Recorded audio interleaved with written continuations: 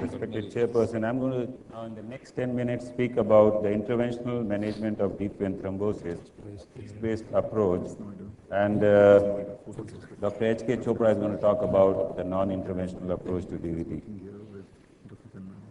DVT, as we know, is a big problem both in India and United States, and there are many treatment options. First being an anticoagulation, which is the most common treatment option. But anticoagulation alone usually doesn't work. And the newer options are thrombolysis, which could be either systemic or mechanical. Or sometimes we have to put an inferior vena cava filter, which Dr. Buckley is going to talk about the indications and the real problems sometimes which are associated with this, and the interventional management for DVT. Now, if you see patients who are on anticoagulation, and after 1 month, we see that these patients may have a non-patency, and this sort of comes to be a biggest predictor of a later problem.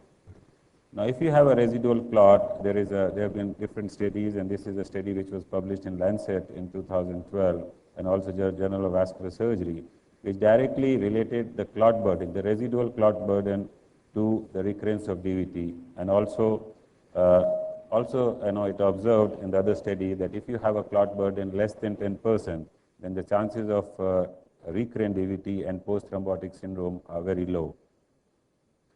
So anticoagulation alone is not enough. It does not reduce the risk of pulmonary embolism. It does not resolve the clot. It does not prevent valvular damage. It does not prevent a venous hypertension, and it does not prevent a post-thrombotic syndrome. And also, it does not rapidly resolve the symptom. So we have to either have a thrombolytic therapy or a mechanical therapy to treat these patients. We have different types of catheters to mechanically deliver the lytic drug inside the clot, and most commonly we use a perfusion catheter or a McNamara's catheter, or we drill inside holes into a normal 4 to 5 French RCA catheter, and then inject urokinase or TPA and lyse this clot. But there have been more targeted mechanical approach where we can do lysis of different segments of clot by occluding on 2 sides with a balloon and then injecting the lytic drug and aspirating the thrombus. We also have dedicated devices like angiojet, thrombectomy device, which can directly take out the clot from the vein. Now, just to give you, we get into the veins through popliteal antegrade approach or a femoral retrograde approach, or through a brachial antegrade approach or an internal jugular retrograde approach in the upper limb. On the lower limb, this is how we make the patient prone. We do an ultrasound and we puncture the vein directly and then put in a sheath which is about 3 to 6 French depending on what we are using. And we use different types of catheters. If you have to go into the branches, you may have to use a different type of curved catheters to selectively engage the side branches. Now, this is an angiogram of a patient who had an extensive DVT, and once we put in a catheter, we lyse this patient, most of the clot resolved, and these sort of patients can actually, if you treat them early, can be devoid of post-thrombotic syndrome, and the edema resolves very fast. Sometimes, once we are giving these drugs, without mechanical approach, we may have some sort of a hematuria. So we monitor these patients with the ACT levels and also with the FDP levels, and sometimes a little hematuria we would accept and go ahead and do the thrombolysis. Now, sometimes we isolate a segment of the vein which has a thrombus by 2 balloons by a trellis device and lies in between the 2 balloons, and then aspirate the residual thrombus. I'm just going to give you a small detail of this procedure. It is done in an endovascular suite. We make the patient prone. It is done percutaneously via 8 French sheath, and under a Doppler guidance, we puncture the vein, the popliteal vein, under local anesthesia. It can also be done as an outpatient approach in some cases, but we do it as an indoor procedure. And the patient usually has a bed rest of 2 to 4 hours. And then we put a patient on ACE wraps for 3 days and then a compression stocking subsequently for 3 months. And these patients are all anticoagulated for at least 6 months to a year. This is a trellis device and how we do it in our lab. And the concept is there are two balloons. In between the two balloons, there is a perfusion port. And once we occlude the flow between the two balloons, we inject tissue plasminogen activator and then wait for some time and then aspirate the lysed clot. This is how it works. You have a clot, you have two balloons inflated, and then we have drug delivery. And after the drug delivery, there is a fibrinolysis and the clot is aspirated. This is a pre-op angiogram. And after that, this is the angiogram after trellis device. And this is post-trellis device when we have a fast sort of a thrombectomy of the clot in the vein. We take these are the type of clots which we take out. They comes in bits and pieces depending on age of the clot, and sometimes if you do it very acutely, you may not find these big clots.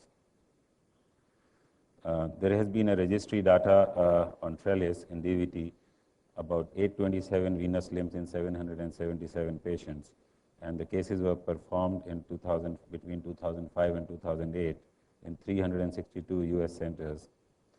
All these used trellis peripheral infusion system, which were 8 French, and the treatment lengths were 15 to 30 centimeter, and the catheter lengths were 80 to 20 centimeters. In most of the cases, we had to do some sort of a mechanical intervention also, which could be an angioplasty alone, a stent, or a stent and angioplasty. And we found that in 97% patients, grade 2 or grade 3 lytic restoration of blood flow and patency was obtained. We sometimes use angiojet, which we had in a cath lab for nearly a long time. Now we don't have it. And there has been impressive data for the angiojet thrombectomy device. And this technology also is very useful if we have in our lab. Now, just to give a brief mention about venous stenting, we normally stent the veins only in the iliac region. If there is a May-Thurner syndrome, definitely we stent them. But as I told in the previous talk, we tend to stent the vein only if we have a definite stenosis, which is hemodynamically significant. In May-Thurners, we definitely stent. And whenever we stent, we oversize the stent by at least 30 to 40%. So a size of stent would be around 12, between 14 to 16 millimeter in an iliac vein. These are some of our results where we had a DVT, and then we had the infusion catheters and infusing TPA for 6 hours. And after that, the patient had balloon angioplasties with self-expanding stents. Now, there has been a study published in Circulation on percutaneous transluminal venous angioplasty and stent, and it states that in stents in stenotic iliac vein in patients with advanced venous insufficiency is a reasonable option, and they should be performed with a low threshold of doing the procedure. Now, coming on to the tips and tricks of doing it, the most important thing is to actually delineate the disease, and the best way to do it is to do a CT scan and then start anticoagulation as early as we can after the therapy. We hydrate these patients to avoid kidney injury, and we access popliteal site unless it is totally thrombosed, and then we have to go to the posterior tibial vein. We normally use 7 French or 8 French sheath, and we tend not to put IVC filters unless we find a clot almost going up to the level of the IVC. And we sort of use different sort of catheters to navigate our wire if we are going antigradely, retrogradely, and antigradely the wire traversal is quite easy. And always when we puncture the vein, we do it with the ultrasound guidance with a micro puncture needle. Now, also, if the patient is on anticoagulant and we get a patient late, we don't tend to stop the anticoagulant and wait for 4 to 5 days, but we do these patients if the ACT is less than, INR is less than 3.5, we actually take these patients using a heparin flush, and then after that, we reverse the heparin and then carry on the patients on oral anticoagulants. Now, once we are dealing with the veins, we have to be careful that they are fragile. So once we are doing these injections by the power injectors, we have to be sure that the pressure is not more than 200 to 400 psi, and we should be very careful not to perforate the veins, especially if we are thinking of lysing it. So in conclusion, iliofemoral DVT is associated with substantial risk of post-thrombotic syndrome and morbidity associated with it. And it is very, the pharmacomechanical treatment should be the treatment of choice. And whenever required, we should put venous stents in the iliac veins. It reduces the post-thrombotic syndrome and also reduces the recurrence. So in summary, iliofemoral DVT is the standard of care to reduce the post-thrombotic morbidity, and it is an advanced technique employing pharmacomechanical thrombectomy will only improve outcomes and reduce the procedural times and the hospitalization of these patients. So this is where we stand today. From a basic anticoagulant therapy, we are totally into pharmacomechanical management of DVT. Thank you very much.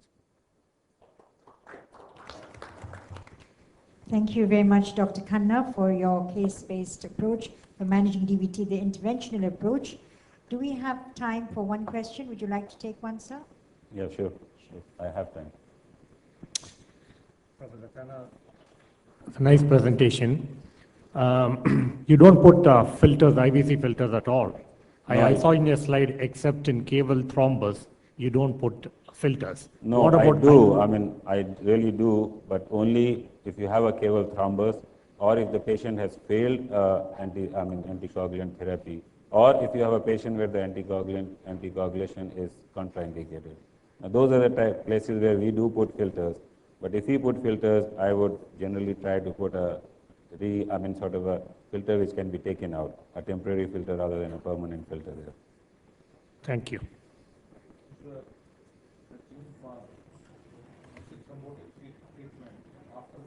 Thrombolysis.